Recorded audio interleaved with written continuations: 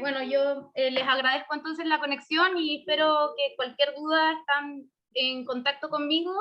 Los voy a dejar también con unas palabras de Carla Foisik, que también están colaborando en la organización de este curso de formación con la Oficina de Cultura de la UNESCO. Muchas gracias, Antonia. Bienvenidos a todos y a todas. A nombre del gabinete de la ministra de las Culturas, las Artes y el Patrimonio, Julieta Brodsky, les damos cordial bienvenida a este curso y solo brevemente comentarles que este se enmarca en unas acciones de implementación de la Convención de 2005, sobre la cual ya Lázaro les va a hablar en extenso.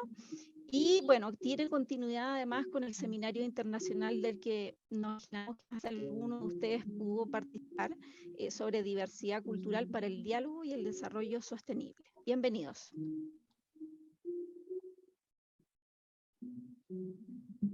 Lázaro, te dejamos entonces que te presentes. Muchísimas gracias. Mi nombre es Lázaro Rodríguez. Yo formo parte de... ¿Sí se me escucha bien? Sí, Sí, perfecto, Lázaro, gracias. ¿te escuchas bien? Creo que hay, no sé, Antonia, si es tu caso o en el caso de UNESCO, hay como una música detrás. No sé si ustedes la escuchan también, como Sí, una luz de Moisés, referencia. parece que es tu... Ahí Eres... terminó. Eso. Perfecto, me sentía en un ascensor. Bueno, ahora sí. Buenas, ¡Vamos, buenas Lázaro! noches. Buenas noches, mi nombre es Lázaro Rodríguez. Yo formo parte de este grupo de expertos y más de expertas que de expertos de la Convención 2005 de UNESCO. Es un gusto, aunque sea, estar mediante esta forma a poder llegar a esta conversación con Chile. Es un país, como saben Antonia y Carla y todo el equipo del Ministerio de Cultura, que me entusiasma mucho conocer e ir, así que esta va a ser una manera también al menos de conectar. Tenemos 1 hora y media para contarles algunas cuestiones del marco de la UNESCO, de la convención, y voy a usar una presentación que es mucho más práctico porque vamos a estar hablando de cuestiones muy técnicas, en algunas ocasiones son muy aburridas, pero son cosas que tenemos que conocer si queremos efectivamente incidir en políticas culturales, ¿verdad? Les voy a pedir, por favor, como decía Antonia, si por favor pueden silenciar sus Cierrame la puerta, micrófonos. Niquito. Eh, Eso no es comer, te falta comer todo eso. Se come todo. Sé Todo que se es una come. hora complicada. Te lo comes. Ciérrame la puerta. Ciérrame. Oye, disculpa, Lázaro, ¿será posible, querida Antonia, o el técnico por ahí de UNESCO, que podamos silenciar automáticamente los micrófonos? No se puede. Moisés está haciendo esa labor. Moisés, por favor. Lo voy a silenciar a todos. Por favor. Ya, todo silenciado. Perfecto. Yo creo. Gracias. Perfecto, gracias.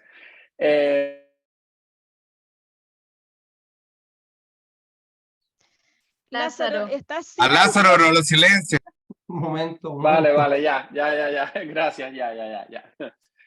Bueno, el curso se enfoca en estrategias y definiciones actuales para la protección y promoción de la diversidad de expresiones culturales.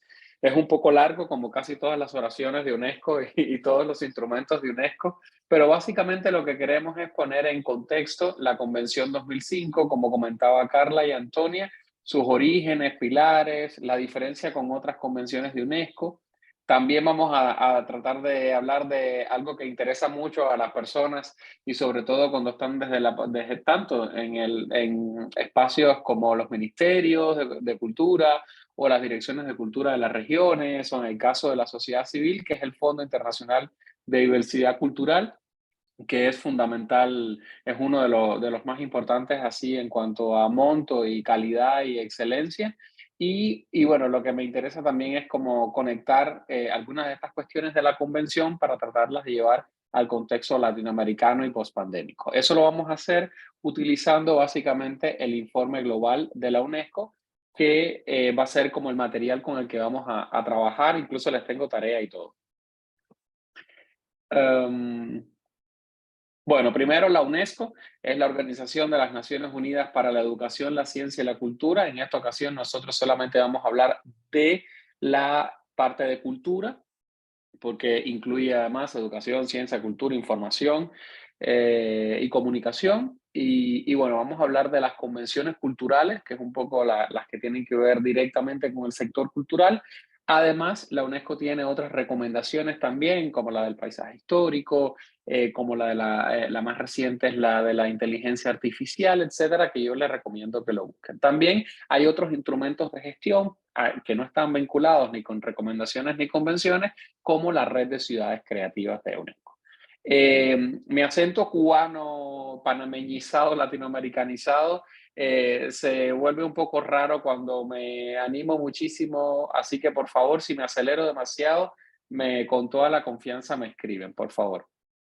Bueno, las convenciones de UNESCO, UNESCO fue fundada justamente después de la Segunda Guerra Mundial, por lo tanto es lógico que después del 45, a los 9 años, se ratificara una convención para la protección de bienes culturales en caso de conflicto armado. Esa es la primera de las convenciones de UNESCO. Yo no voy a entrar en estas tan específicas, después me voy a referir sobre todo a las que tienen que ver con diversidad cultural, además de la Convención 2005. La Convención de 1970 se refiere a las medidas que deben adoptarse para prohibir e impedir la importación, la exportación y la transferencia ilícita de propiedades culturales. Atiende el tráfico ilícito. La de 1972, que está cumpliendo 50 años en este año, es la Convención sobre la Protección del Patrimonio Mundial Cultural y Natural.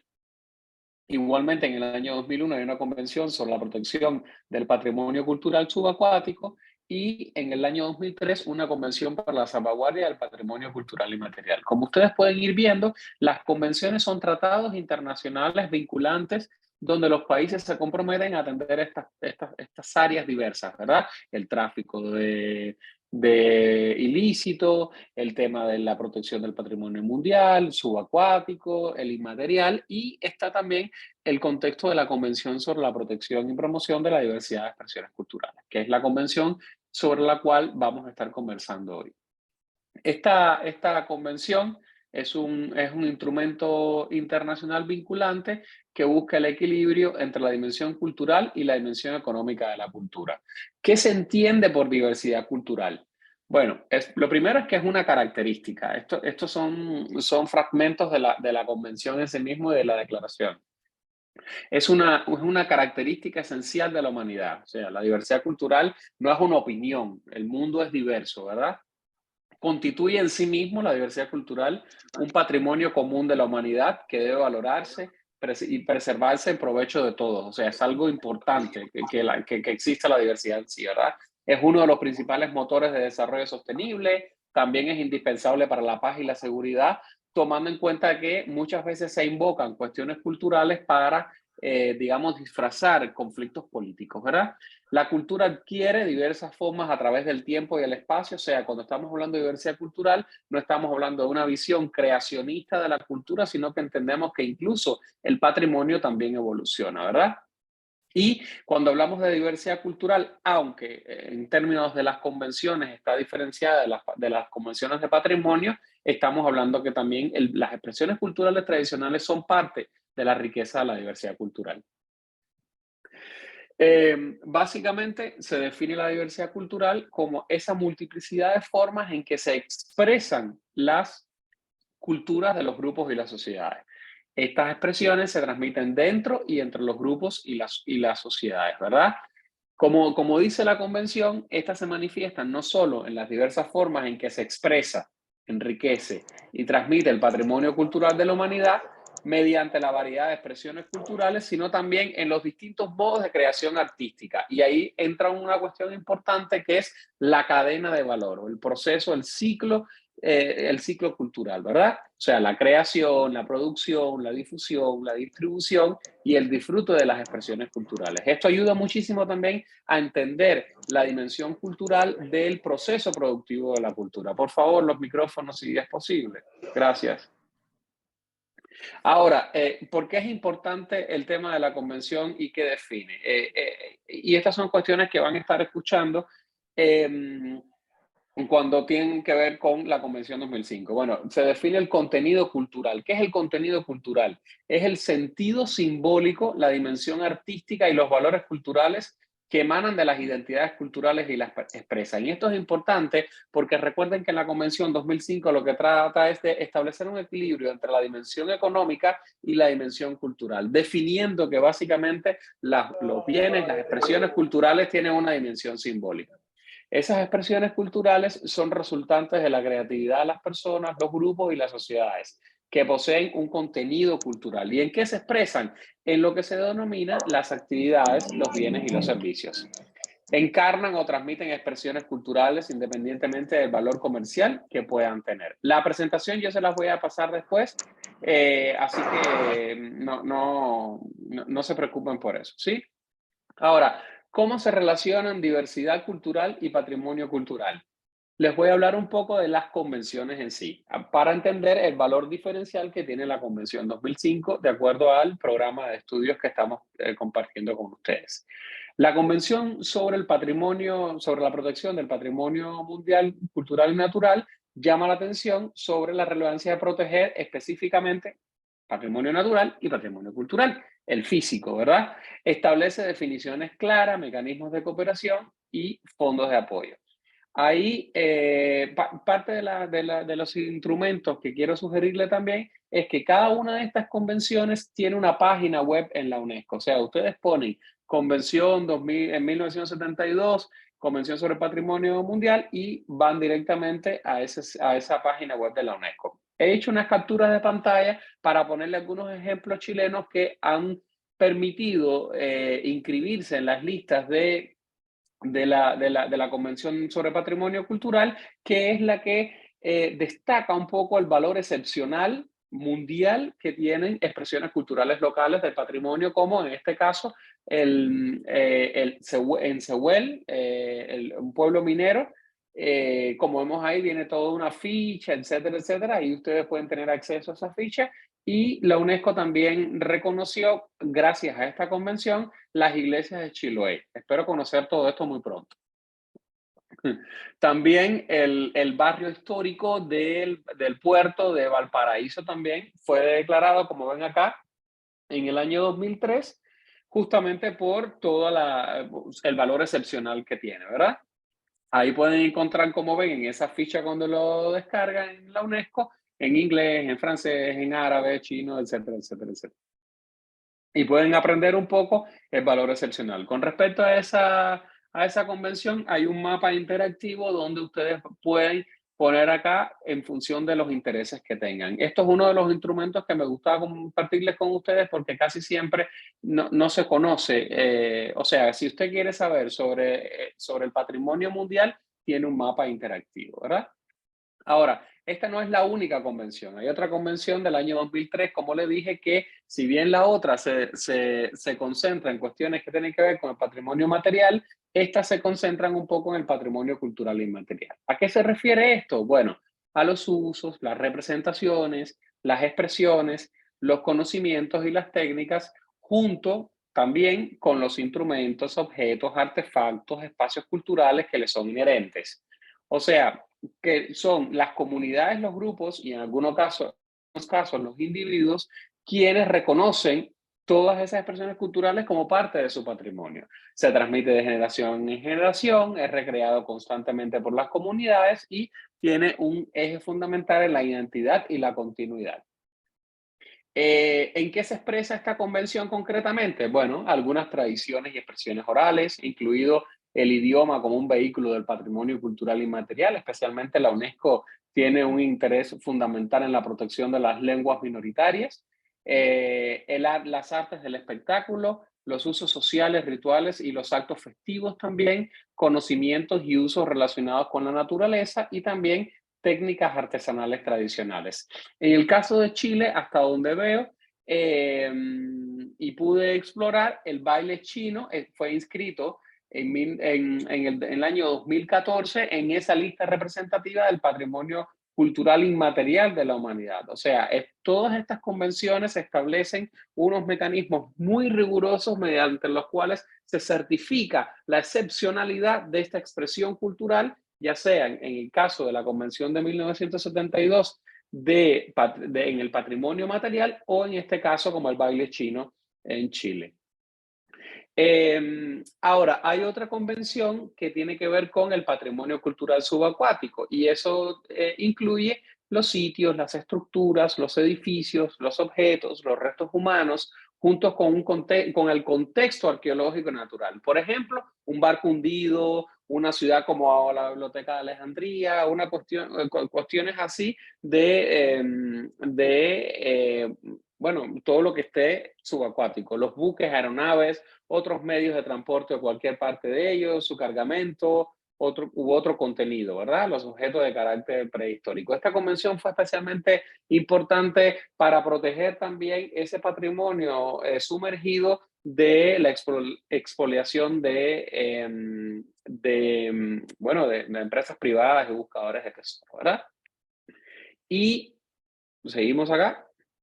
Y bueno, la Convención 2005 de la UNESCO, que básicamente es el instrumento normativo más vinculante en el tema de la diversidad cultural. Fíjense que es una convención sobre la protección y promoción no de la diversidad cultural, sino de la diversidad de expresiones culturales. Ya vimos ya el tema de los contenidos culturales y bueno, esta convención básicamente se crea como un acuerdo internacional legalmente vinculante, 151 partes, países y no solo países, porque, por ejemplo, en el caso de la Convención de la UNESCO, de esta de 2005, la Unión Europea como conjunto regional la adoptó también con un compromiso firme de, proteger y promover la diversidad de expresiones culturales.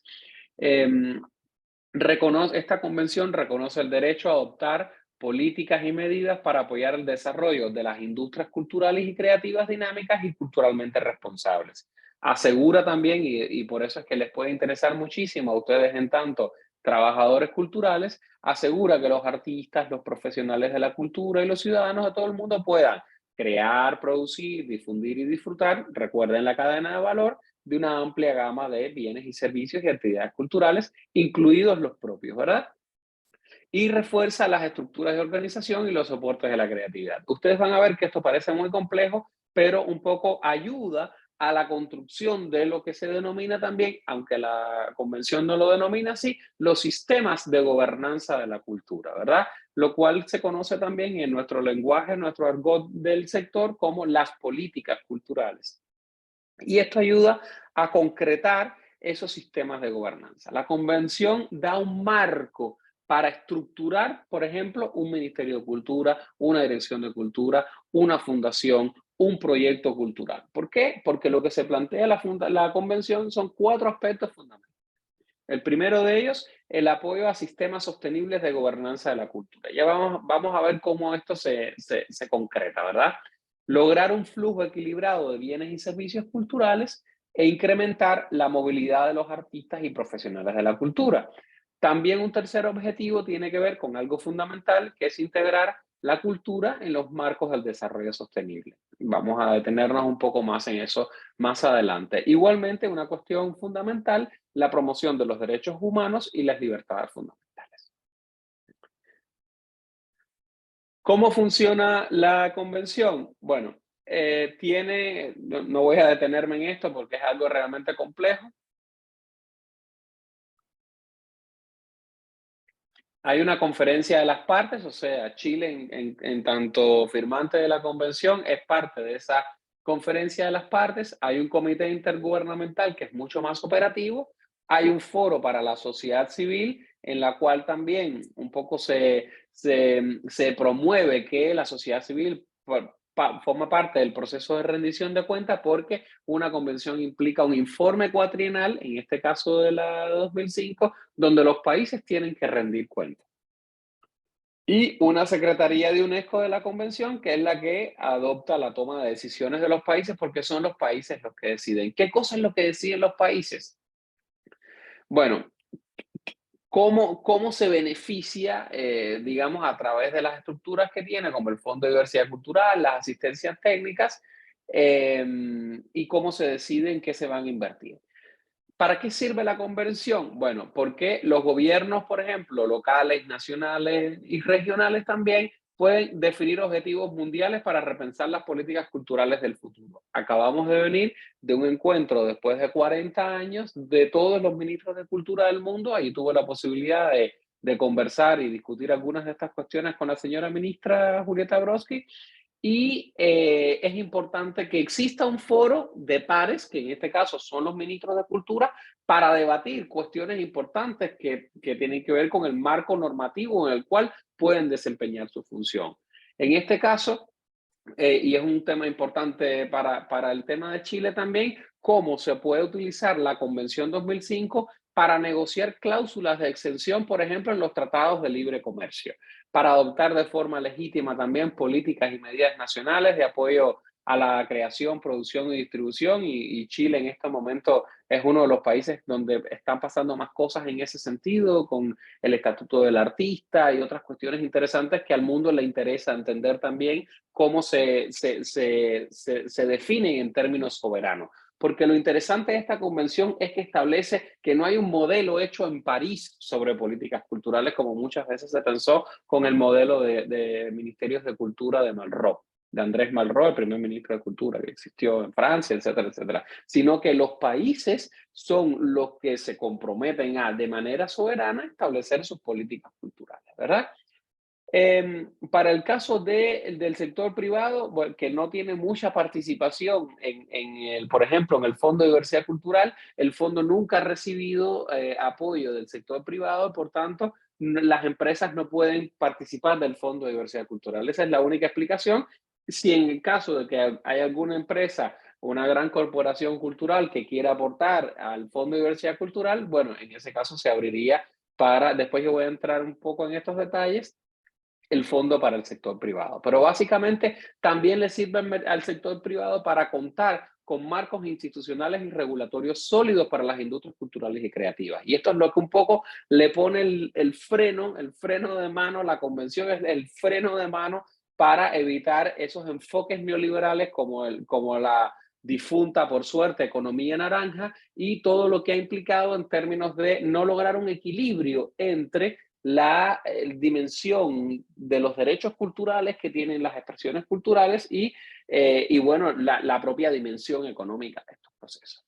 En este caso, los artistas y profesionales de la cultura pueden disfrutar de una mayor movilidad y obtener un marco de acceso a mercados a través de un trato preferente. Por ejemplo, que hayan países que, invocando la convención, puedan establecer visados especiales para los artistas o excepciones de importaciones para los músicos en el caso de instrumentos musicales o becas especiales para la promoción, para estudiar, etcétera, etcétera, ¿verdad? Esta es la convención que permite esas cosas, ¿verdad? En este caso también la sociedad civil puede participar en debates y procesos de toma de decisiones sobre políticas culturales, algo que es fundamental porque la convención le exige a los gobiernos que involucren a la sociedad civil.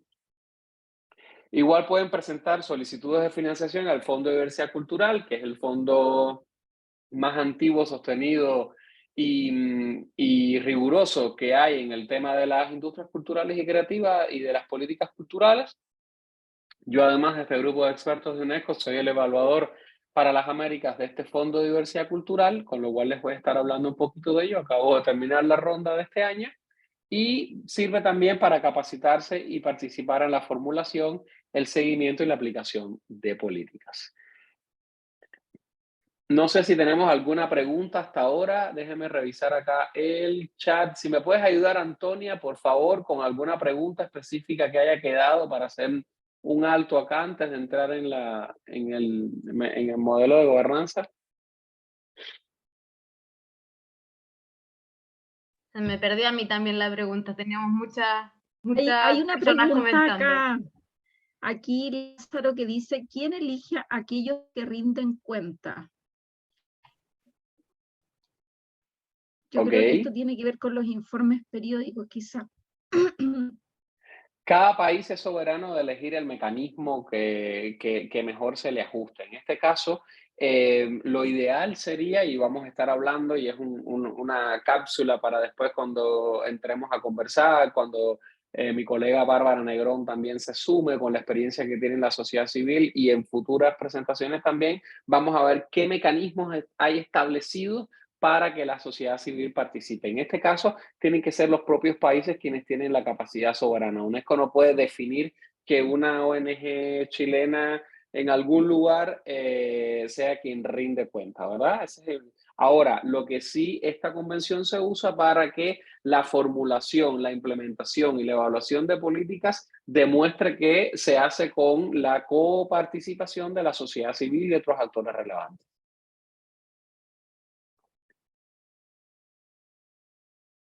¿Alguna otra duda? ¿Si me ayudan?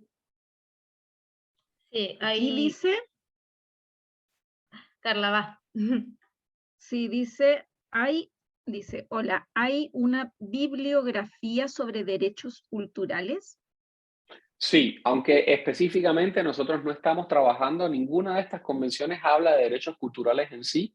Hay una relatora de derechos culturales.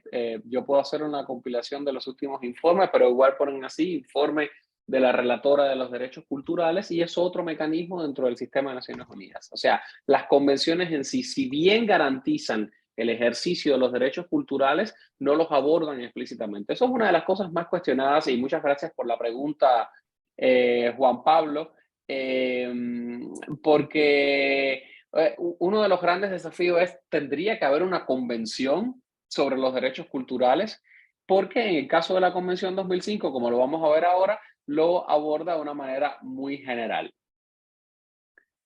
Bueno, podemos seguir entonces, ¿verdad?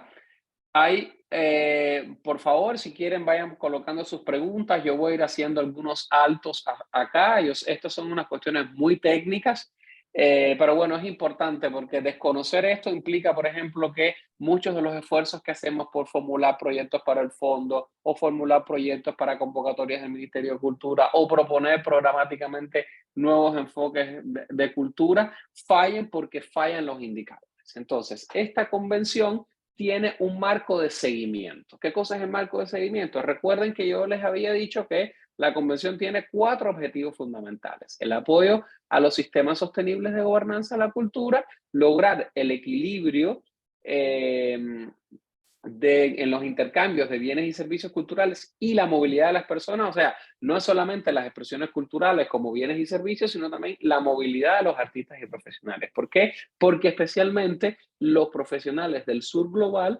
estamos más impedidos de poder acceder a oportunidades de movilidad, o tenemos muchas más barreras y ejes de desigualdad en ese sentido. Otro aspecto es el tema de integrar la cultura en los marcos de desarrollo sostenible y promover los derechos humanos y las libertades fundamentales. Acá es interesante porque ahora vamos a ir desglosando cada uno de ellos. Vemos que esto es lo que ayuda a pensar sistémicamente un Ministerio de Cultura, por ejemplo.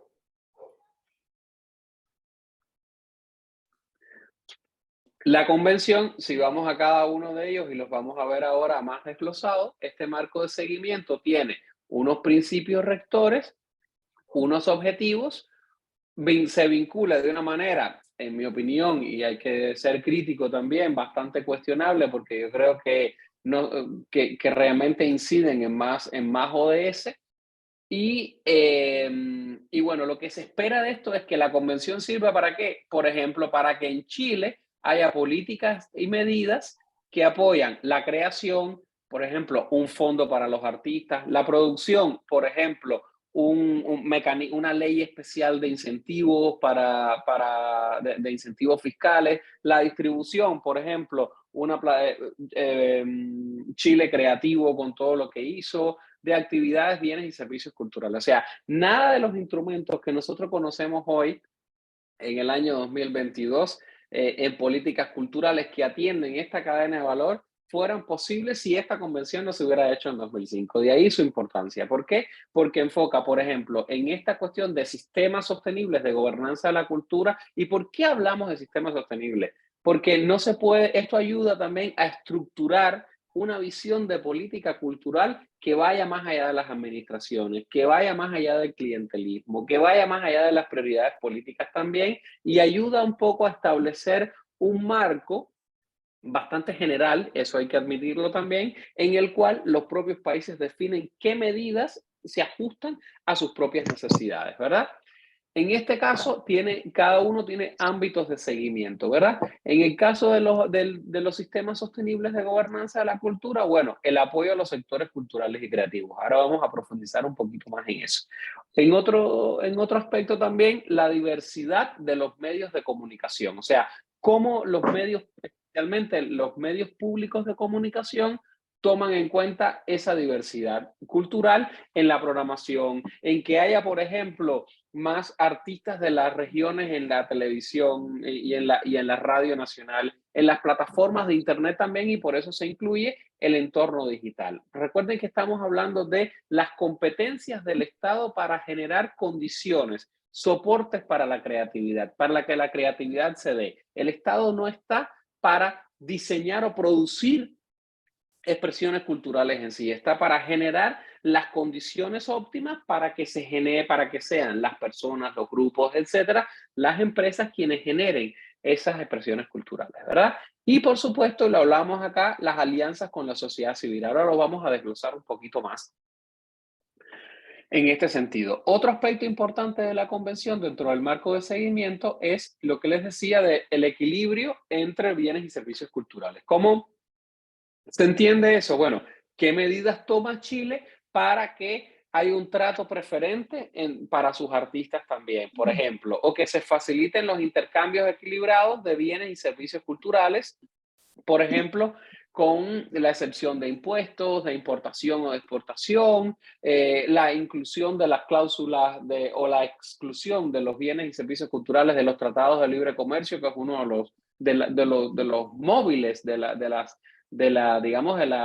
las situaciones que llevaron a la necesidad de adoptar esta convención, donde cuando la Unión Europea y Canadá se pusieron en el contexto de la Organización Mundial del Comercio, se opusieron a una idea también que tenía especialmente Estados Unidos de que los bienes y servicios culturales de las industrias culturales y creativas, el cine, tendría que ser también liberalizado. Y eso era un problema porque los países, o sea, uno no podía comparar la liberalización que podría haber en unos audífonos que en un servicio musical que implicaba también dimensiones simbólicas también de los derechos culturales. Y por eso es que aunque no se hable de derechos culturales, Juan Pablo, en esta convención, sí se asume también que al proteger la dimensión simbólica de esas expresiones culturales, ese balance entre la dimensión simbólica y la dimensión económica, de alguna manera se está garantizando los derechos culturales, ¿verdad? Igualmente, en este caso es para ustedes especialmente todo el marco de movilidad de los artistas y profesionales de la cultura, no solamente de ustedes afuera, sino también gente que puede ir a Chile a formar en necesidades críticas que son clave para detonar determinadas esferas creativas o determinados procesos productivos culturales, etcétera, ¿verdad? Intercambios de bienes y servicios culturales y en los tratados y acuerdos, como le dije. Ahora, hay una cuestión importante acá, un cuarto aspecto que tiene que ver con la integración de la cultura en los marcos del desarrollo sostenible. En este caso, de la Agenda 2030, que es el acuerdo multilateral en que el mundo, a través de 17 objetivos de desarrollo sostenible y 169 metas, ha establecido que son las prioridades. Hay un debate muy interesante y lo podemos estar hablando a lo largo de todo este espacio de por qué no hay un objetivo 18 de la cultura. Incluso fue uno de los temas que se discutió en la reciente conferencia mundial de Mondial Cult. Al final tengo algunas notas sobre esto y esto nos ayudaría a entender cómo podemos integrar. Hace falta, y se los dejo a ustedes para que lo piensen, ¿hace falta un objetivo específico 18 o a esta altura, donde faltan 8 años para el año 2030, para el cumplimiento de la agenda, deberíamos mejorar la comprensión de cómo sin la cultura no se pueden lograr los los otros 17 objetivos. Vamos a pensar en esto porque lo que monitorea esta convención es la necesidad de establecer políticas y planes nacionales de desarrollo sostenible que tomen en cuenta la cultura como un área estratégica, que ese es el gran ausente, pero entre otras cosas tiene que ver con nosotros, que desde el sector cultural no hemos sido capaces de diseñar los indicadores, de hablar ese lenguaje de adulto, que es el de la planificación, y seguimos pensando en nuestros procesos creativos, etcétera. Esto es todo un debate, ¿verdad? Pero estamos hablando de planes nacionales de desarrollo. Igualmente ayuda este objetivo de la convención a estructurar la cooperación internacional para el desarrollo sostenible. Por ejemplo, a estructurar programas como los del Mercosur, como los de CELAC, como los intercambios como la Unión Europea, etcétera, etcétera, etcétera. Y recuerden que la Unión Europea, por ejemplo, que integra 27 países, tiene un programa que se llama Europa Creativa, que desde ahora hasta el año 2027 van a movilizar 2.7 mil millones de euros para la cultura. Eso no fuera posible si la Unión Europea no hubiera ratificado la convención.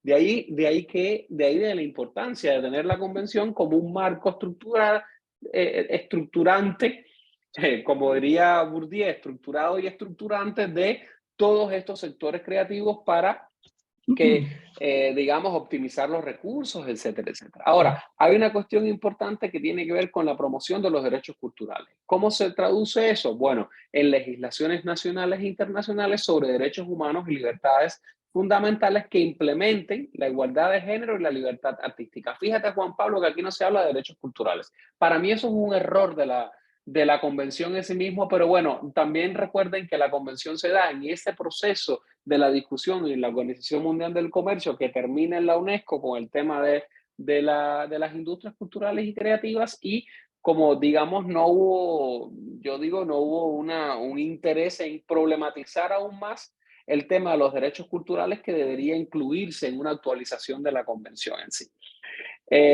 Aquí se abordan dos cuestiones fundamentales: la igualdad de género y la igualdad artística. Este es el marco de seguimiento de la Convención 2005. Ahora, uno de los productos concretos de la Convención, que va a ser nuestro documento de referencia de este curso, a lo largo de este curso, va a ser el Informe Mundial Repensar las políticas para la creatividad, y justamente ahora un debate que ha posicionado la UNESCO, que nos daría para estar conversando 10 cursos más de cómo entendemos la cultura como un bien público. En este caso la UNESCO lo ve como global, pero yo tengo una opinión personal de que es importante entenderlo como bien público, global, pero también nacional en términos soberanos, siguiendo la lógica de la convención, y local también. No sé si tenemos alguna pregunta hasta ahora, si me ayudan.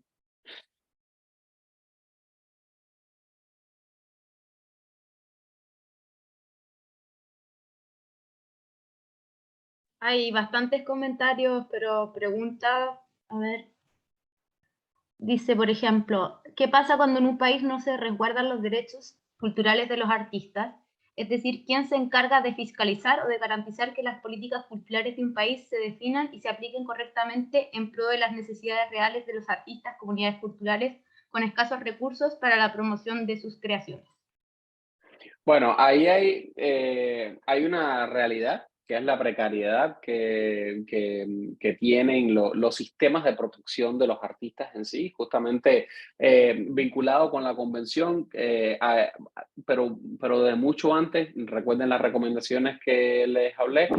Hay una recomendación sobre el Estatuto del Artista. Esta recomendación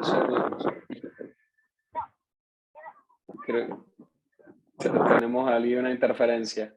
Esta recomendación sobre el Estatuto del Artista es la que crea los mecanismos, también sugiere mecanismos también, pero recuerden que esta convención, UNESCO es el espacio de representación de los estados, con lo cual también digamos que es un espacio formal.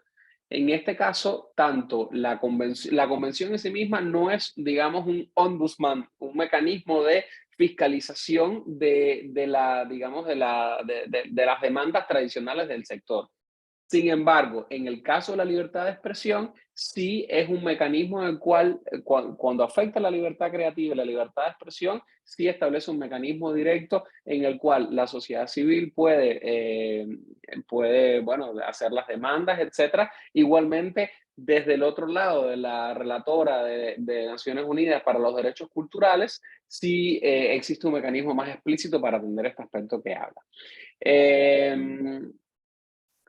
Déjame ver alguna otra pregunta acá.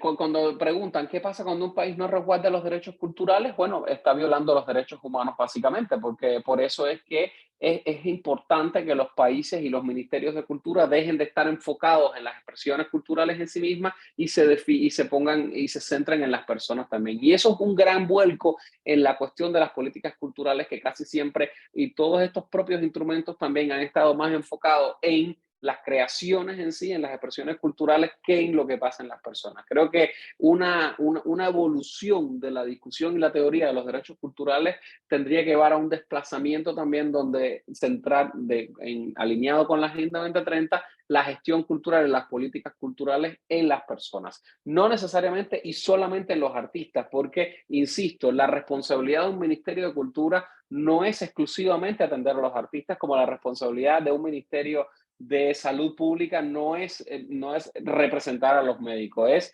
sin embargo, es garantizar la salud pública. En este caso también la competencia del Estado es garantizar los derechos culturales. Esa es la competencia, el fin último de un Ministerio de Cultura. Por supuesto que esto no se puede lograr sin la participación de los artistas, pero no solamente de los artistas, sino también de los profesionales de la cultura también y de la ciudadanía en sí.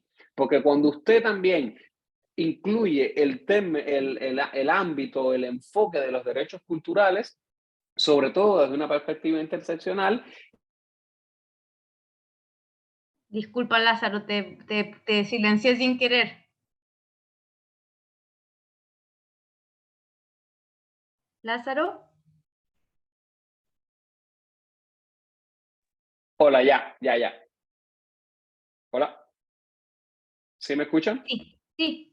Ah, perfecto. Sí, se escucha, se escucha. Como les decía, se me fue un poco la idea.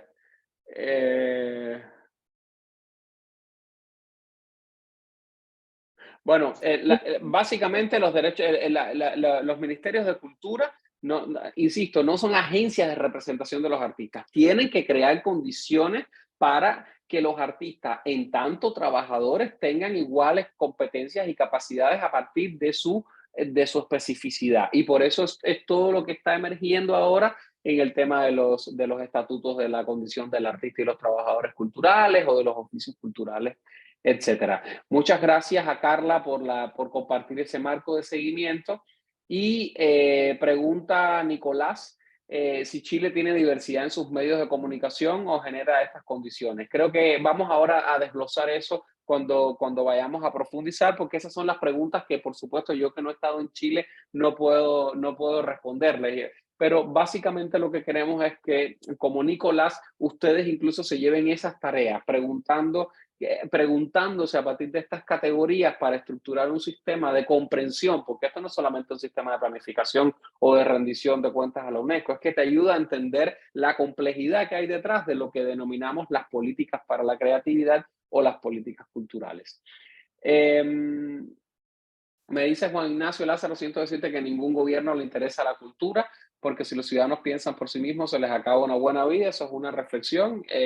Yo creo que hay muchos gobiernos que están haciendo un esfuerzo importante, insuficiente por supuesto, porque eso implicaría, si pensamos los derechos culturales como parte de los derechos humanos, es muy difícil contar con un país que tenga los derechos humanos garantizados en sí mismo, y es un proceso también, como es el caso de la Agenda 2030, que es el que establece un marco de transformación. Justamente la convención ayuda a establecer una línea base para avanzar en esas transformaciones, para que los gobiernos tengan una comprensión sistémica, y por eso hablamos de sistemas de gobernanza de la cultura. Estoy leyendo muy rápido acá, pero bueno, lo interesante también es la reflexión que podamos ir teniendo, ¿verdad? ¿Qué sucede con el patrimonio cultural? Pregunta Francisco, de los pueblos originarios sustraídos por otros países y se puede apelar en base a otros convenios y su recuperación. Francisco, eso es un tema muy importante que salió en Mondia Cult y tiene que ver sobre todo con aquella primera convención del tráfico ilícito que habíamos visto de 1970, la segunda convención que firma la UNESCO. Justamente invocando esa convención es que últimamente muchos países europeos están devolviendo, digamos, de manera ética también y en el contexto de la UNESCO a muchos países, sobre todo países del norte global, ¿verdad? Me dice, pregunta Francisco, otro Francisco González, que si los planes municipales de cultura deben estipular menciones que hace esta convención. Sí, claro, Francisco. De hecho, el Fondo Internacional de Diversidad Cultural también puede ser, se pueden presentar gobiernos locales también, y lo ideal es que los gobiernos locales ayuden, se ayuden de este marco de seguimiento para establecer en su competencia territorial estas cuestiones también.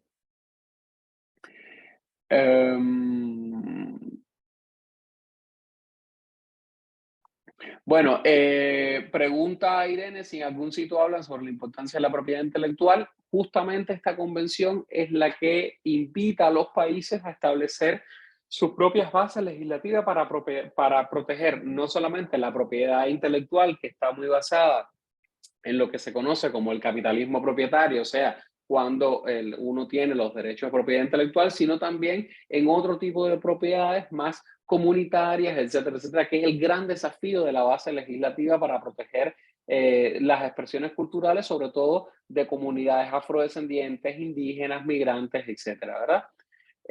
¿Por qué se habla tanto de industrias culturales cuando la cultura no es una industria? Bueno, la cultura no es una industria. Aquí fíjense que no estamos teniendo un debate sobre cultura, estamos teniendo un debate sobre la diversidad de expresiones culturales. Y esas expresiones culturales tienen una dimensión simbólica, pero también tienen una dimensión productiva. Esta convención específica sirve para entender que la industria cultural tiene una especificidad, y esa especificidad es el contenido cultural, porque tampoco podemos negar, porque incluso aunque la cultura se genere y se provea de manera gratuita, necesita condiciones materiales para poderse producir, incluida también la justa remuneración a los artistas. Entonces, desde ese punto de vista, es verdad que ni la economía creativa es solamente industria cultural, porque la economía creativa, y eso es un enfoque que hemos estado trabajando en los últimos años, es financiación estratégica, no necesariamente industria cultural.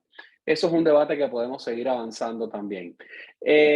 Los derechos de autor son un tipo de derecho cultural, es correcto, y le sucede con la diversidad de expresiones culturales de pueblos originarios o pueblos existentes. Claro, o sea, esta convención también justamente ayuda a poner en valor esa diversidad de expresiones culturales y ayuda también a descosificar el patrimonio cultural de los pueblos originarios, remitiéndoles a un pasado glorioso, etcétera, y ayuda también a entender a los pueblos originarios como sujetos de derecho, como personas de presente también que están reinventando y recreando su propio patrimonio cultural, ¿verdad?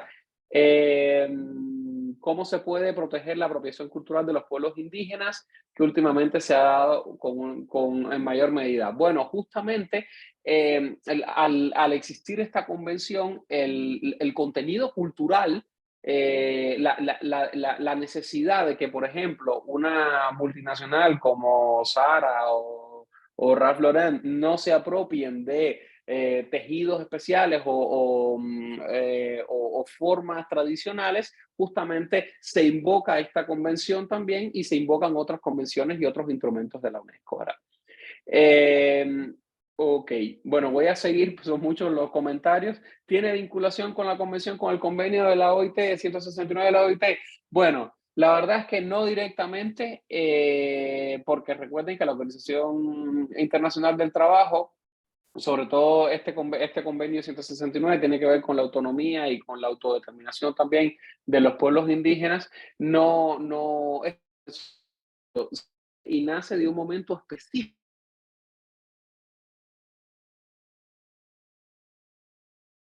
de las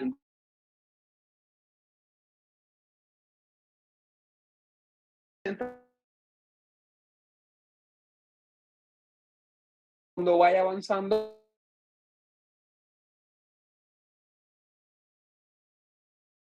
vamos a seguir el patrón de este marco de seguimiento para ir entendiéndolo de manera bien concreta. Por ejemplo, si hablamos del tema de la convención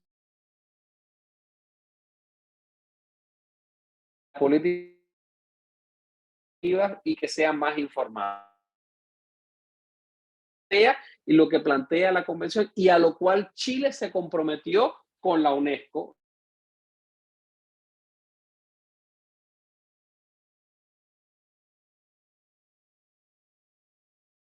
Esto y crear un sistema sostenible de gobernanza de la cultura. Ahora, ¿cómo se concreta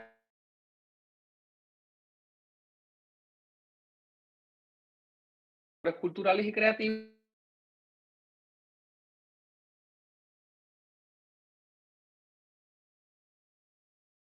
El sistema nos ayuda a ir elaborando esas políticas culturales, planes municipales, pero también los planes a partir de los cuales se quieren estructurar las de la significa que una organización de la sociedad civil, una fundación, tenga que resolverlos todos en un cheque. Haya programática para rendir cuenta del estado también en que se encuentran políticas culturales. De hecho, y lo pueden buscar en internet, las partes que suscriben esta convención tienen que rendir cuenta de un informe. Primero, y todos pongan en internet informe cuatrienal o informe cuatrienal Chile, lo pueden leer. Seguramente va a estar en inglés. Lo siento, la lengua de trabajo de UNESCO, y no saben cómo he discutido y peleado esto, es el inglés y el francés, y muchas veces no se pueden encontrar estas cuestiones. ¿Qué pueden hacer?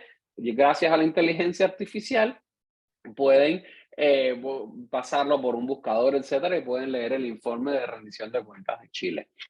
En este caso, por ejemplo, cuando estamos hablando de cómo se apoyar a los sectores creativos, que hayan estrategias y marcos integrados. No hay, por ejemplo, que si hay estrategias de fomento de la creación, que también hayan otras estrategias sobre promoción del acceso a la cultura o de distribución, etcétera. Igualmente con leyes y políticas sectoriales, por ejemplo, para el libro, las bibliotecas, el cine, etcétera, medidas a favor de la creación de empleo y emprendimientos, programas de educación e información, se incluyen dentro de estos indicadores que tiene esta convención. También, en el caso, no solamente se piensa del Ministerio de Cultura en sí, de la política cultural, sino también cómo la formulación de políticas está fundamentada e involucra a diferentes actores. En este caso, a otros ministerios, por ejemplo, que hay un ministerio con competencias, en el caso de Chile lo tiene, que haya cooperación interministerial, por ejemplo, en el caso de los emprendimientos, con las agencias de emprendimiento, en el caso de la cooperación internacional, con la Cancillería y así sucesivamente. En el caso de los gobiernos locales también responsabilidades descentralizadas. Igualmente que se cuente con sistemas de información y estadística como las denominadas cuentas satélites de cultura u otros indicadores de cultura que existen. Si googlean indicadores de cultura 2030, van a encontrar los indicadores más recientes que tiene la UNESCO para entender estas cosas, ¿verdad? Ahora, me preguntaban sobre la diversidad de medios, de los medios de comunicación. ¿A qué se refiere eso? Bueno, cómo realmente desde el Estado se garantiza la libertad de los medios de comunicación.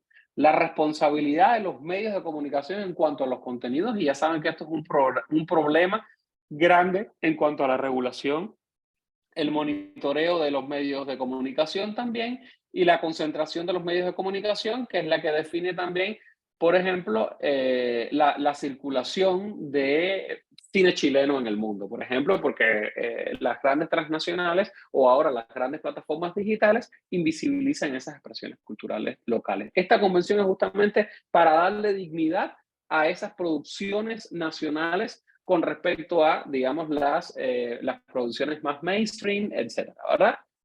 Igualmente, garantizar la diversidad de contenidos, o sea, cómo los medios de comunicación de servicio público tienen un mandato cultural.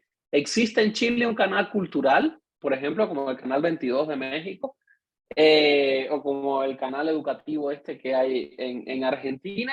¿Existe una diversidad de contenidos en la programación? O sea, cómo esos canales públicos realmente expresan la diversidad maravillosa que hay en Chile.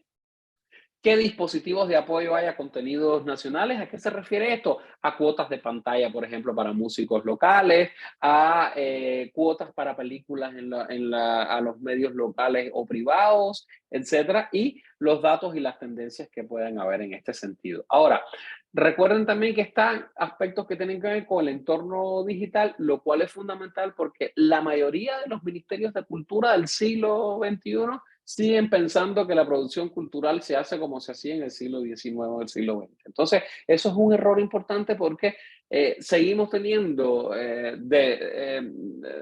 desfasadas direcciones de bellas artes a estas alturas o de cultura popular en estas alturas, y cuando esos son, digamos, categorías superadas por la discusión justamente de los derechos culturales, y no tenemos en las propias estructuras de los ministerios, no sé cómo será el caso chileno, no hay direcciones, por ejemplo, de entorno digital o de cultura digital. Hay muchos ministerios que están empezando a entrar, sobre todo después del COVID, con todo el tema de las tecnologías, etcétera, ¿verdad? Acá se habla de la diversidad de actores en las industrias digitales, la transformación digital de las propias industrias o instituciones, como los propios ministerios de cultura, incluido eso que me preguntaban de la fiscalización de quién participa o no en la rendición de cuentas, ¿verdad? Igualmente todo el marco de creatividad y competencias digitales. Hay otras cuestiones importantes también que tienen que ver con el acceso a expresiones culturales diversas, porque justamente eso es uno de los ejes de desigualdad también. ¿A qué contenido digital nacional se accede? O sea, ¿qué visibilidad tienen esas expresiones culturales del talento de todos ustedes a nivel nacional, local, global? Y cómo se crean condiciones para que cada vez más esas expresiones culturales chilenas sean visibles y tengan una proyección internacional, local, o llegue a audiencias que se definen ahora, porque una de las cosas importantes y sobre todo se ha visto con la música y con las series, con las películas, con las plataformas, es la cantidad de públicos nuevos que da que permite acceder o crear también cuando hay políticas de entorno digital bastante definidas, ¿verdad? Igualmente, el tema con la sociedad civil es otro de los aspectos importantes, porque justamente esta convención busca, y esto es una de las acciones muy concretas en las cuales pudiéramos decir que tiene que ver con esta medida, fortalecer las competencias y capacidades de la sociedad civil. ¿Cómo? Con un entorno propicio para las organizaciones de la sociedad civil. O sea, ¿qué leyes culturales existen para proteger la sostenibilidad? No significa la financiación ad eternum de las organizaciones de la sociedad civil por el Estado. O sea, es cómo se estructura una base legislativa también para evitar esa dependencia y garantizar digamos, la libertad también creativa de las propias organizaciones de la sociedad civil.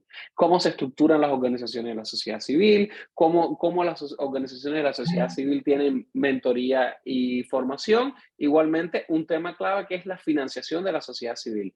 He escuchado que Chile tiene un proceso muy interesante ahora de cuestionar el tema de los concursos, de la financiación por concurso, porque eso lleva a la meritocracia. Eso es un debate muy interesante donde hay múltiples modelos de enfocarlo, y es interesante a mí por lo menos seguir cómo los chilenos resuelven eso a la chilena, ¿verdad?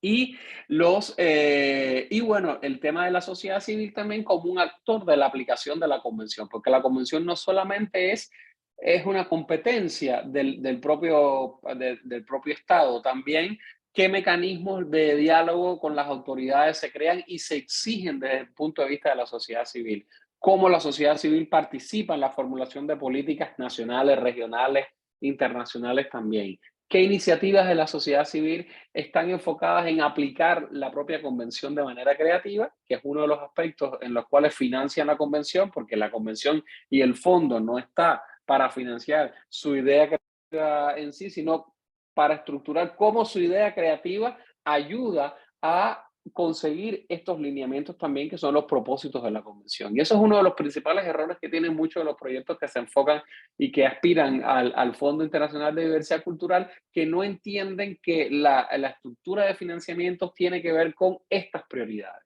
Y esto es una oportunidad también para que la pongan en sistema. No significa que un proyecto tenga que atenderlas todas, sino también hay que entender el valor diferenciador que puede tener, por ejemplo, un proyecto de la sociedad civil, alguna fundación de ustedes, que tienen para la alfabetización digital o para crear un mecanismo nuevo en el cual se definen las próximas políticas culturales del país, ¿no? O muchas de las cuestiones que ustedes han estado hablando. Ahora, yo creo que yo pretendía estar como 8 horas hablando con ustedes, que podría, pero yo se los voy a dejar al final en un QR y se los vamos a compartir por acá. Hay el informe este de repensar las políticas culturales tiene un balance, porque se me pedía también que hiciéramos un balance. En términos generales de este primer balance tendríamos que, gracias a la convención, hay políticas más integradas fruto de la colaboración interministerial. El plan del Plan Nacional de Economía Creativa de Chile es un referente internacional interesante como un primer ejercicio de coordinación, se están abriendo espacios de diálogo, esto es a nivel global, ¿verdad? A partir de los informes, este es el informe mundial de la UNESCO, pero también se ve que dentro de los obstáculos es que hay una evidencia de que la inversión pública en cultura lleva 10 años disminuyendo. Y me atrevería a decir que en los próximos 10 años va a seguir disminuyendo más si no aprendemos también a entender cuál es el rol que tiene la cultura en el desarrollo sostenible, ¿verdad? Los recursos financieros disponibles para la sociedad civil son insuficientes. Lo siento por esta parte depresiva, pero esa es la evidencia en el mundo entero. Y las oportunidades de participar en los procesos de elaboración de políticas más allá de los mecanismos de diálogo siguen siendo muy escasas. Pero eso es, entre otras cosas, también porque no se implementa la convención en los términos en los cuales los países se comprometen a implementarla, ¿verdad?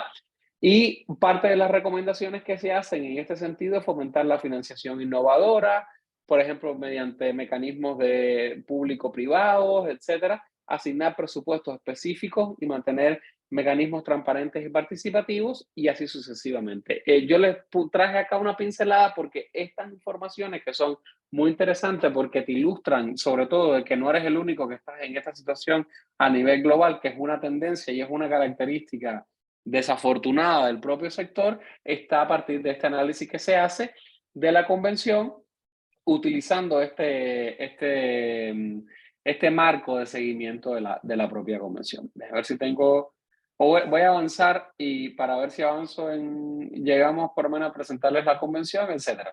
Evidentemente, para todo esto, una de las cosas que la convención pretende es que hayan datos, no tomar las decisiones de política cultural porque yo creo, porque escuché, porque un primo mío fue a Londres y queremos entonces hacer el Soho aquí en Valparaíso. Entonces, este tipo de cosas también, muy criticadas, las franquicias culturales, etcétera, se disuelven cuando hay datos específicos sobre la contribución de las industrias culturales y creativas al PIB, o datos públicos estandarizados, si un modelo hace falta o no, o datos sobre la titularidad de los medios de comunicación. Por ejemplo, si una comunidad indígena tiene derecho a tener bueno, derecho tiene, pero ¿qué mecanismo existe para que el derecho se garantice a través de que puedan tener acceso al financiamiento para un medio de comunicación propio en su propia lengua y así sucesivamente, ¿no? La convención sirve para eso. Ahora, con respecto al segundo objetivo, recuerden que tiene que ver con el logro de intercambios de bienes y servicios culturales. Básicamente que profesionales creativos y artistas puedan viajar libremente. Que se logre un equilibrio en el flujo de bienes y servicios culturales, o sea, que también el cine chileno pueda tener la misma dignidad que el cine de Hollywood o el francés o el italiano, y en los acuerdos comerciales, etcétera, y unas medidas de trato preferente en el caso de que realmente tenga que protegerse el cine chileno, sobre todo las industrias culturales chilenas, con respecto a, por ejemplo, unas industrias culturales con mayor capacidad, como las industrias culturales o el cine de Hollywood o las industrias de las artesanías y las copias de países como China o la India, ¿verdad? Aquí esto se concreta, voy a ir avanzando un poco, sobre todo en los medios de verificación, en que no solamente se trata de que la movilidad de los artistas sea para que los chilenos lleven su maravilloso talento al exterior, sino también qué mecanismos existen para que los artistas que migran o que están interesados en intercambiar con profesionales y artistas chilenos también tengan las mismas oportunidades que quieren para los chilenos, ¿verdad? Un sistema de información relativo a la movilidad también que no existe en casi ningún país. Igualmente, la creación de fondos de ayudas a la movilidad, de eventos e infraestructuras culturales que promueven la movilidad, programas específicos de ayuda de movilidad sur-sur y norte-sur también, ¿verdad? Igualmente, eso con los bienes y servicios culturales, ¿verdad? ¿Qué mecanismos existen para apoyar la exportación? Chile es uno de los países que tiene mecanismos específicos de exportación de industrias culturales y creativas, no están tan mal, créanme. Aplicación de trato preferente también y ayudas específicas para el comercio, ¿verdad? Y igualmente en el tema de los tratados y acuerdos, bueno, ¿qué estatutos específicos en los tratados de libre comercio tienen los bienes y servicios culturales, ¿verdad? En sentido general. Acá un poco los obstáculos es que los países se enfrentan a barreras persistentes de obtención de visado y financiación para la movilidad, eso es algo común, y que el comercio mundial no muestra signos de apertura a servicios culturales de países en desarrollo. O sea, sobre todo en los países del norte no les interesa la producción de cine de Burkina Faso o de Cuba o de Nicaragua, con respecto a un cine de Hollywood o de Bollywood incluso, o de Nollywood en el caso de África, ¿verdad? Los datos necesarios, por ejemplo, para tomar decisiones en este sentido serían los visados, contenidos y provisiones de viajes para artistas y profesionales de la cultura o intercambios internacionales de bienes y servicios culturales, inversión extranjera directa en las industrias culturales de Chile. Hay ejemplos muy interesantes en este ámbito, como por ejemplo las comisiones de cine o la Film Commission, que son las que establecen medidas para que cada vez más vayan a filmar, por ejemplo, a Chile películas o series, etcétera, y eso da unos incentivos fiscales, pero eso se traduce en condiciones para los artistas, para profesionales, etcétera. Ahora, si vamos al objetivo 3, básicamente lo que se quiere es que los planes nacionales de desarrollo fomenten la equidad y la distribución en el acceso a los recursos culturales, básicamente que garanticen los derechos culturales, ¿verdad? Y que haya una estructura de, digamos, de respuesta en el marco nacional a los marcos internacionales, en este caso la Agenda 2030, y que Chile también como un actor, que es un actor nacional, pero también es un actor global, participe de estos debates y estas discusiones. Y créanme que tienen una ministra bastante enérgica que tuvo unas intervenciones muy interesantes y muy aplaudidas en Mondial Cult, justamente con todo lo que tenía que ver con el estatus de los artistas, con todo el rediseño también de una arquitectura de políticas culturales que tiene este marco de la convención para, por ejemplo, lograr que en el caso de las políticas y los planes de desarrollo, los sectores culturales y creativos estén visibles en los planes nacionales de desarrollo o participen de organismos culturales públicos en la planificación e implementación, porque casi siempre la cultura es la que le da en el presupuestillo aquel que sobra de no sé qué, y al final eso es un gasto en los artistas y toda esa historia que desde los ministerios de Hacienda ni siquiera tienen idea del valor y de los problemas que genera no invertir en cultura. Pero nosotros también tenemos que ser capaces de demostrar eso, no en el lenguaje de nosotros los convencidos, sino también en el lenguaje también de Hacienda y de la política pública y de los planes nacionales de desarrollo, ¿verdad? Aquí esto incluye también planes de regeneración basados en la cultura y fomento de la participación cultural y el acceso a expresiones culturales diversas, ¿verdad? Básicamente también, ya les hablé un poco con el tema de la cooperación internacional, es como Chile, por ejemplo, se contribuye, por ejemplo, a la financiación también del Fondo Internacional de Diversidad Cultural. Como Estado, cómo contribuye, cómo paga sus cuotas, etcétera, porque el Fondo de Diversidad Cultural que proviene y se crea justamente por esta convención es un fondo en el cual los países contribuyen. Ahora, acá me voy a centrar en los obstáculos. Se sigue ignorando el papel de y la prioridad de las industrias culturales y creativas, entre otras cosas también porque está el sesgo de pensar y reducir el tema de la economía creativa a la dimensión de industrias, además cuando en el campo cultural realmente son muy pocas las expresiones y los procesos culturales que llegan a una escala de industrialización, y esto es algo que tenemos que seguir discutiendo, etc.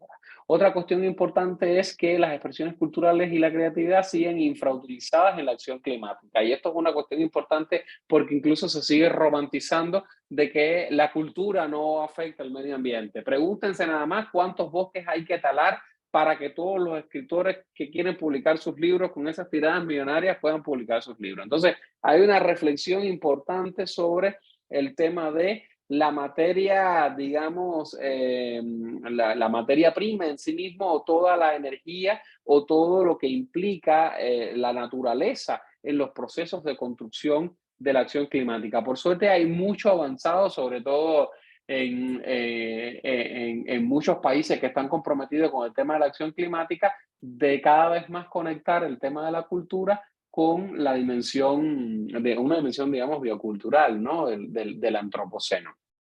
Ahora, una de las cosas que se quiere también es fomentar la coordinación intersectorial para aplicar de forma holística la Agenda 2030. Vamos a hablar en algún momento de toda esta formación. Estos son guiños de publicidad para que no crean que, aunque esté hablando muy rápido, estoy agotando todos estos contenidos. Pero básicamente de lo que se trata es de que se pueda tener un objetivo de cultura, pero también logremos saber cuáles son las implicaciones si no de no tomar en cuenta la cultura en el logro de la Agenda 2030, que es la pregunta que no hemos sido capaces de responder, y todavía seguimos con esas historias de la cultura como cuarto pilar, de que queremos un objetivo para nosotros, entonces nos sentimos resentidos porque no tuvimos un objetivo para nosotros, como los niños que lloran porque no tienen uno de estos cubos asignados, ¿no? Entonces yo creo que lo que tenemos es que venir llorados, como se dice en Centroamérica y en Colombia, y tratar de entender, hacer un ejercicio de ver cómo logramos también demostrar el rol que tiene la cultura en otros aspectos. Que esto no va en detrimento del valor en sí que tiene la cultura y la necesidad de la financiación, pero es que va a ser muy difícil realmente, por la tendencia de los últimos 10 años de disminuir el presupuesto en un contexto de crisis, que el año que viene y el próximo van a ser aún peor, que vaya más presupuesto para la cultura. Tenemos que ser innovadores en ese sentido, y la convención establece un marco para que eso digamos, se impulse y se desarrolle. Acá, datos necesarios es cómo se invierte pública, cuál es la inversión pública en cultura y creatividad. Creo que ha sido uno de los países que más se ha comprometido, al menos con 1%, si mal no recuerdo, lo que es el compromiso que tienen los países en la UNESCO, y eso ni siquiera está logrado, ¿no? No en Chile, sino a nivel internacional es como una quimera bastante alta, ¿no?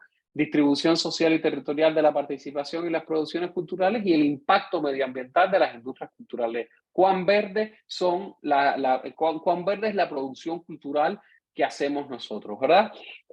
Básicamente tiene que ver con ubicar la Agenda 2030. Muchos amigos dicen que incluso si desde el punto de vista del diseño, si hasta cabía el objetivo 18 de cultura acá, de garantizar la sostenibilidad cultural, ¿por qué al menos no lo pusieron ahí para que quedara más bonito, no? Es como estas cosas del sarcasmo y de la cuestión intelectual, pero básicamente yo creo que no va a haber un objetivo 18, o sea, a lo mejor en la agenda post 2030 o como se llame, habrá una dimensión mucho más clara del tema de la cultura en el desarrollo sostenible, si solo si en los próximos 8 años que quedan somos capaces de demostrar la relevancia con indicadores, no solamente con esta expresión nuestra, con este compromiso que tenemos, con nuestras prácticas precarias de trabajo que tenemos todos y toda la mayoría de nosotros en el campo cultural, ¿verdad?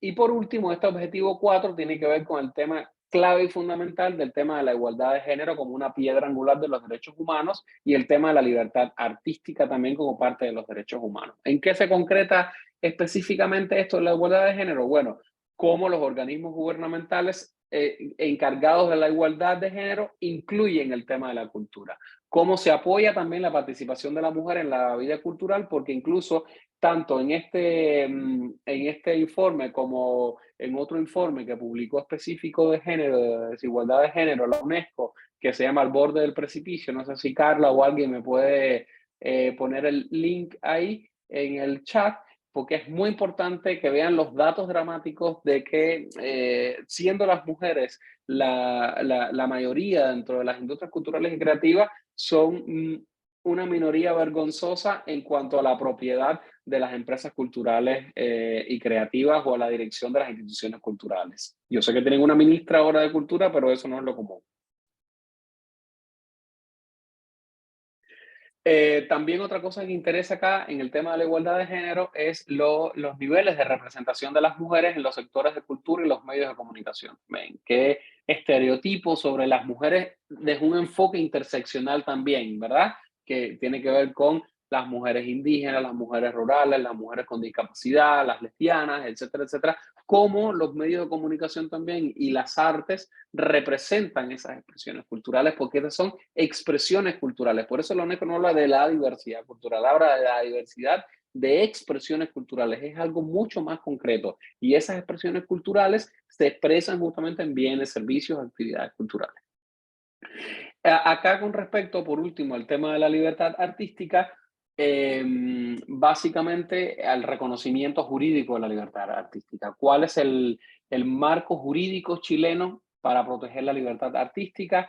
¿Cómo se monitorean esas violaciones de la libertad artística? Me lo preguntaban antes. ¿Y cuál es la protección de los artistas y profesionales de la cultura en peligro?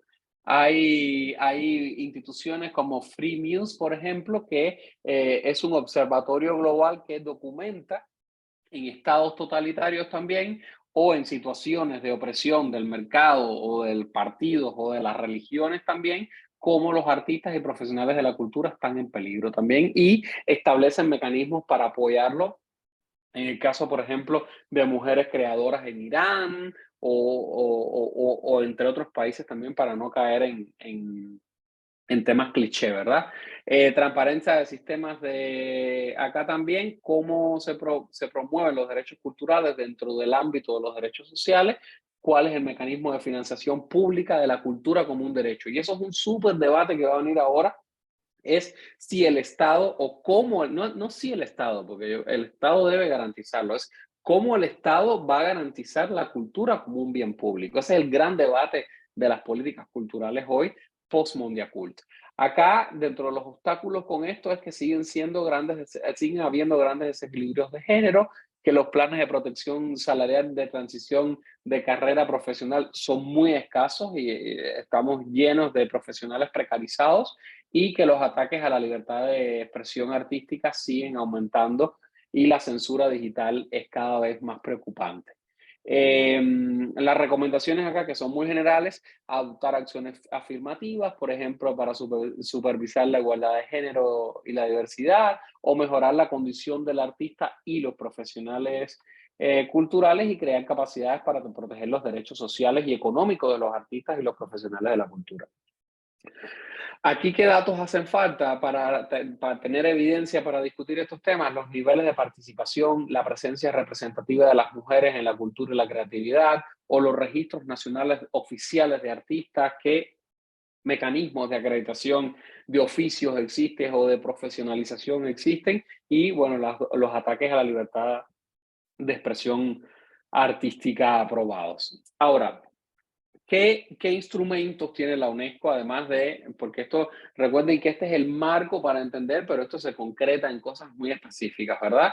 El Fondo Internacional de Diversidad Cultural, que sé que es algo que le interesa a muchos, es un fondo voluntario especial alimentado por donantes múltiples, entre los cuales Chile. Por lo tanto, también deben, por favor, hagan presión como sociedad civil para que Chile pueda aportar al Fondo Internacional de Diversidad Cultural, para que más proyectos chilenos también puedan tener acceso. No está condicionado con eso, pero si los países no alimentan el fondo, es imposible que se pueda competir en igualdad de condiciones también, ¿verdad? Encaminado a fomentar la emergencia de sectores culturales, dinámicos, etcétera, utilizando este marco que yo les comenté, ¿verdad? ¿Quiénes pueden participar al Fondo Internacional de Diversidad Cultural? Las autoridades públicas, o sea, el ministerio, o las instituciones públicas como una universidad nacional, como una dirección regional de cultura. Las pymes, aquí dice, ¿quiénes pueden? Las pymes del sector privado que operan en el ámbito de la cultura en este momento no pueden participar, pero está estipulado que pueden hacerlo. Como les decía, cuando haya un financiamiento del sector privado, entonces va a ser posible que se logre esto, ¿verdad? Que las empresas puedan participar. Las reglas de financiación son proyectos de 12 a 24 meses con un importe máximo de $100,000, que lo deseable es que sea al menos, lo deseable es que haya un aporte considerable, que eso es uno de los fallos que tienen muchos proyectos que piden los $100,000 como si la UNESCO fuera Santa Claus, con cero aporte o cero monetarización, y eso es uno de los factores, por ejemplo, de baja puntuación. Hasta ahora, y esto es muy polémico, por favor no lo agarren conmigo, que el Fondo de Diversidad Cultural solamente prioriza dentro de esa diversidad de expresiones culturales. Es paradójico que solamente priorice hasta este momento sectores como la música, el diseño, la edición, las artes visuales, las artes digitales y las artes escénicas y el cine, aunque es muy amplio también y necesariamente no tiene que restringirse a un enfoque sectorial. Lo que sí no es el fondo es para temas de turismo cultural ni de patrimonio, porque para eso cada una de las convenciones que yo le presenté al principio tienen fondos y mecanismos de financiación de proyectos específicos. Ahora, ¿cómo se utiliza eso? Si ustedes ponen en Google Fondo Internacional para la Diversidad Cultural, pueden encontrar todos los proyectos, tienen una base de datos maravillosa de todos los proyectos en los cuales el país ha sido beneficiario. Por ejemplo, en el caso de Chile, porque recuerden que no solamente son proyectos nacionales, sino proyectos internacionales, se financió un proyecto para fortalecer la diversidad cultural a través del empoderamiento de la juventud en el año, es un proyecto que está corriendo ahora por $71,000 desde el punto de vista de lo que la UNESCO dio. Como ven, no, la sugerencia siempre es pedir más o menos por esta cifra y no los 100,000, porque de todas maneras siempre se hace un análisis del presupuesto y casi siempre está sobreestimado la solicitud. Es una convocatoria anual, pueden pedirlo, como les dije, las partes, los países, las ONG nacionales e internacionales. Tiene una muy baja tasa de financiación. Este es el Oscar de la financiación realmente, de 1,000 o de 500, cuando la pandemia fueron 1,056 y se financiaron 7, 8 anualmente, ¿verdad? Entonces este año posiblemente sea entre 10 y 12. Entonces, porque depende de cómo los países alimenten y paguen su cuota del fondo. Entonces, pero yo lo vería nada más, y es mi aprendizaje, esta es mi tercera ronda de evaluación, y yo lo veía, o sea, aplicar nada más, llenar nada más los formularios, el ejercicio de sentarse frente a uno de los mecanismos más complejos y sofisticados de formulación, ya es un valor añadido de aplicar al Fondo Internacional de Diversidad Cultural. Entonces, yo realmente les recomiendo que se familiaricen con el fondo como uno de los instrumentos de la convención,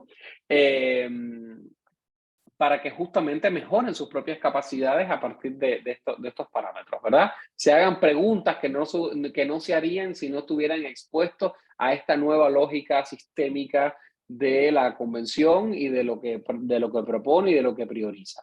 Hay otras cuestiones también, como el fortalecimiento de capacidades, donde, por ejemplo, la Unión Europea con la UNESCO tiene en ese grupo de expertos de la convención. Esto es un ejemplo del tipo de acciones de fortalecimiento de capacidades también, porque aunque sea gratis para ustedes, mi salario está pagado por UNESCO, en este caso por la UNESCO Chile también, en coordinación con la cooperación con la UNESCO, ¿verdad?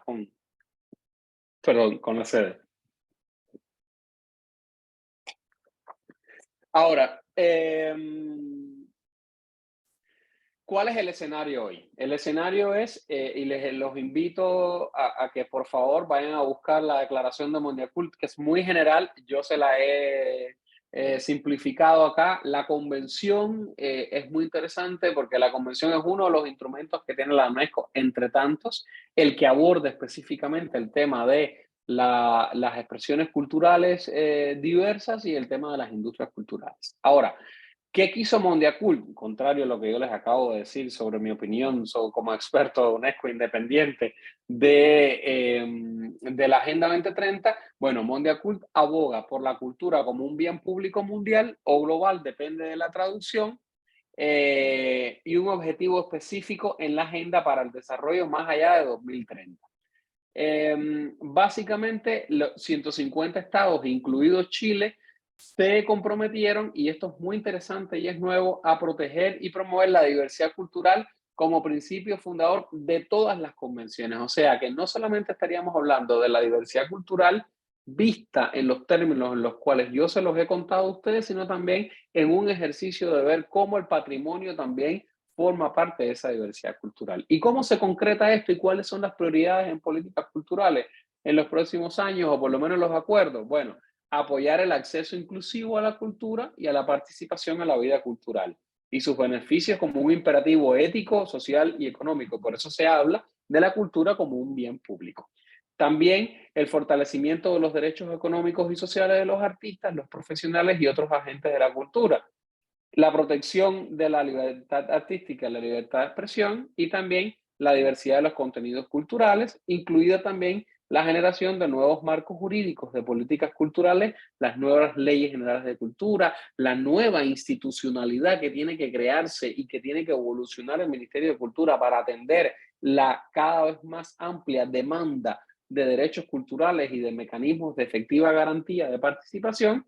Igualmente, lo que me preguntaban hace un rato, ampliar los esfuerzos para promover la protección y el retorno y la restitución de bienes culturales. Y no solamente es que devuelvan el Partenón. O sea, aquí estamos hablando también de cómo el Estado, como figura de violencia simbólica alrededor de lo nacional, ha también extirpado y expropiado también muchas de las expresiones culturales también y de la legitimidad y autonomía de los pueblos indígenas o las comunidades, ¿verdad?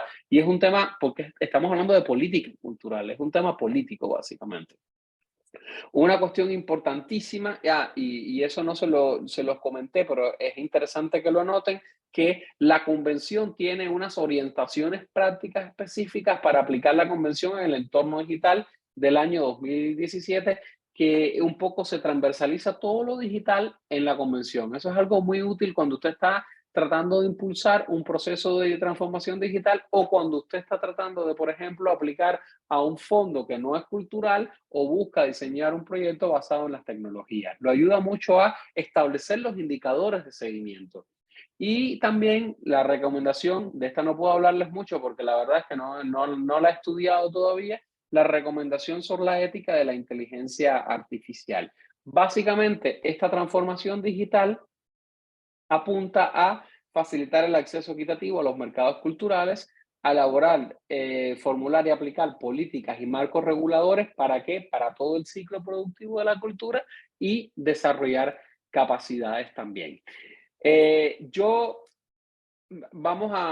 quieren, vamos a hacer un alto acá y responder algunas preguntas que tengamos.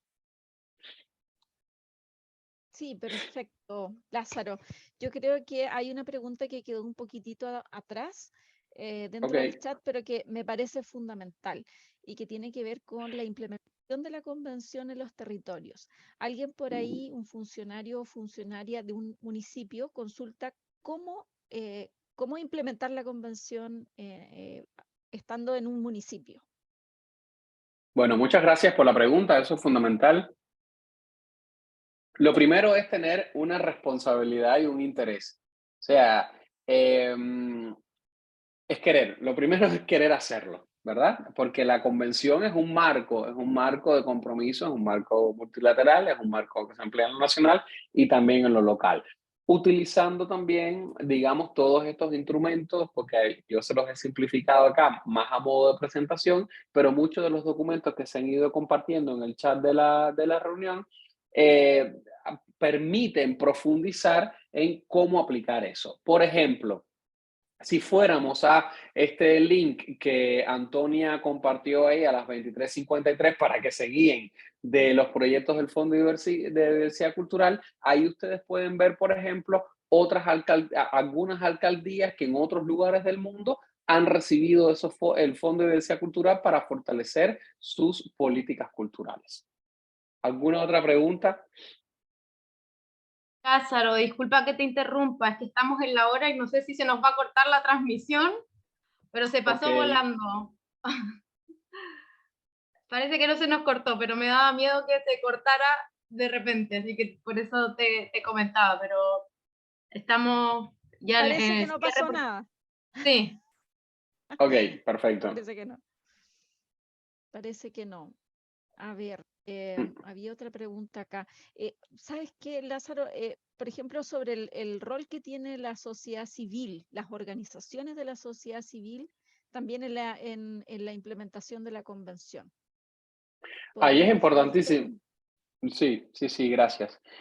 Ahí es importantísimo el rol que tiene de no solamente de fiscalizar lo que hace el Estado o de denuncia, etcétera, sino también cómo la sociedad civil tiene competencias y capacidades que necesariamente el Estado no tiene. Por ejemplo, cuando estamos hablando de universidades, cuando estamos hablando también de fundaciones también que han generado, que generan conocimientos, que generan nuevos instrumentos también.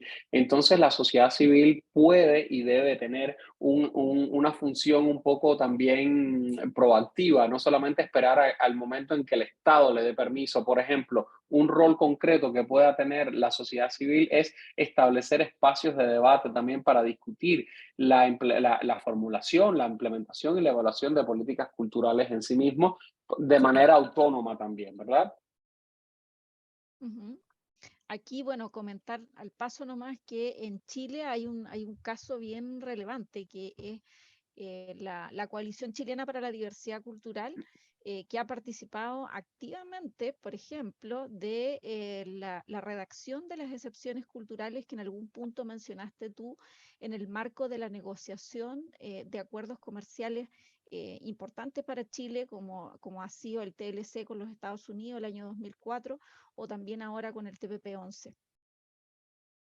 Bueno, quiero mandar un saludo donde se encuentre a mi querida Mane, recientemente desaparecida, que fue una líder importante de toda la coalición también y tuvo un rol fundamental en la propia definición e implementación de la convención, no solo en Chile, sino a nivel regional también en América Latina. Y aunque ya no está con nosotros, creo que ¿no se oye? Ah, sí. Sí, Se se te oye oye. Ah, ok. perfecto. Se oye. Ok. Y aunque ya no está con nosotros, creo que que es un referente importante en ese sentido.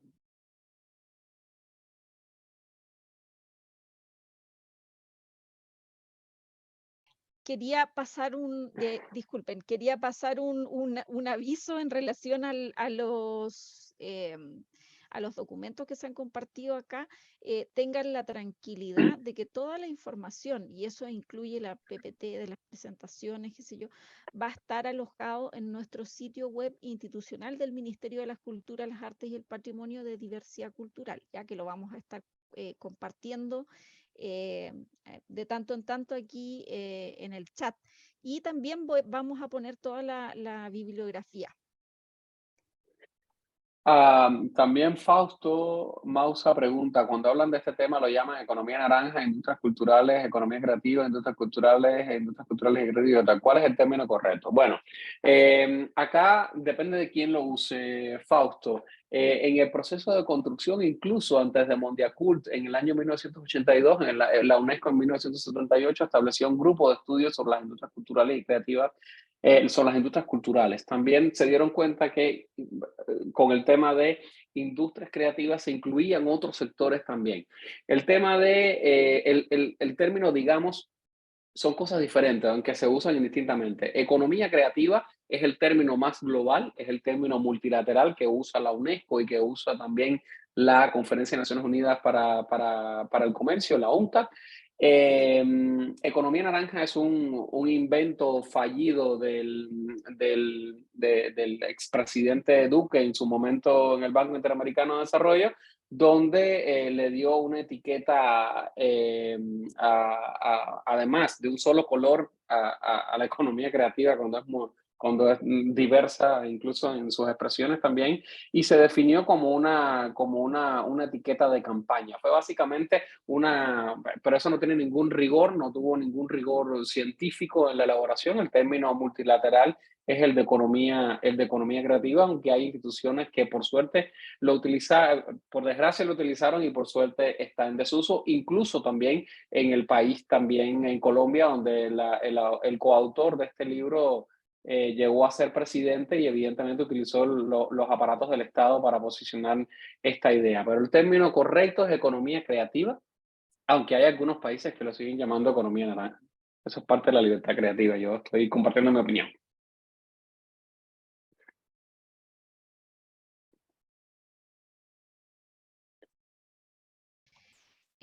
Yo creo que ya por el tiempo parece que ya llegamos al final, ¿cierto? Antonia, quizás podrías entregarnos la información de cómo sigue, qué sé yo, el curso. Sí, bueno, muchas gracias Lázaro y Carla Lázaro por la excelente clase y Carla por ayudarnos con los comentarios y con las intervenciones. Sí, Lázaro. Sí, perdón. Antes de que se me olvide, por favor, si pueden escanear este código QR, aunque creo que ya Antonia lo puso, es al resumen de este informe, es un resumen ejecutivo y les tengo una tarea, un ejercicio que puede ser interesante también para ustedes. La tarea, bueno, si pinchan el QR no sé si lo pusiste, Antonia, ya el resumen No, lo voy a ejecutivo en poner. español. Ok, el resumen ejecutivo, por favor, para que no se pierdan, porque esto es muy grande. Hay un resumen ejecutivo en español y, bueno, ahí se lo descargan, seguramente ya le ponen el PDF directo. Y lo que me gustaría, la tarea específicamente, es que esto que yo les simplifiqué en grafiquitos, cada uno de los 4 objetivos de la convención que yo les conté, tiene una página final de avances, obstáculos y recomendaciones. Yo los invitaría a que elijan como ejercicio, pueden hacer una captura de pantalla de esto, elijan un objetivo dentro de los 4 objetivos, si lo quieren hacer en los 4, háganlo en los 4, y traten de hacer un ejercicio de, cuando se lean toda esta gráfica, qué sé yo, identificar la situación del contexto chileno utilizando esta información global también. Que te respondas un poco a la pregunta, ¿esto aplica para Chile? ¿Cómo se da esta situación en el campo cultural chileno? ¿Y qué opinión tienes al respecto? Esto nos ayuda también a entender y a poner en contexto global también las situaciones locales con estos aspectos. Creo que es un ejercicio que nos ayudaría también a poner en sintonía estas cuestiones también que abarca el tema de la convención y el informe de la UNESCO, que al menos les invitaría a que se leyeran la versión ejecutiva para aprovechar un poco más las discusiones que tengamos al respecto. Gracias, Antonia. Voy a pasar aquí el QR de nuevo para que si a alguien le quedó. Sí, Sí, ya yo puse el quería- enlace en el chat de todas maneras. Perfecto, gracias. Para la próxima semana yo voy a enviar nuevamente el enlace como lo hice en esta oportunidad y junto con la bibliografía y lo que hemos ido comentando, les comento de igual manera que para los que les distrae el chat hay una opción para desactivar los comentarios porque sé que habemos muchos participando, entonces puede ser un poco distractor. Y sobre la lista de asistencia, que también es una inquietud recurrente, la vamos a descargar directamente desde el Zoom, para que no se preocupen por eso. Eso por mi parte. Quedan todos presentes entonces. Y también invitados, ¿saben?, a revisar el marco de seguimiento a la convención, que creo que es un resumen, pero espectacular de todo lo que Lázaro nos ha comentado ahora in extenso. Muchísimas gracias, Lázaro. Ha sido sumamente claro y además, dentro de todo, como bien lo dijiste al inicio de esta clase, esta es la parte un poco dura de la convención. Pero pero vamos a seguir ya con una próxima clase. Creo que la segunda clase ya viene un poco más dinámico. Hay una clase donde va a estar Lázaro también, una clase siguiente, así que nos vamos a ver otra vez. Un abrazo enorme. Y para todos, porque están desde distintas partes, entiendo, no solo desde Chile. Así que nada, nos vamos. MINCAP, Unidad de Asuntos Internacionales, nos vamos, pero con el corazón llenito hoy día. Muchísimas Chao a gracias. todos.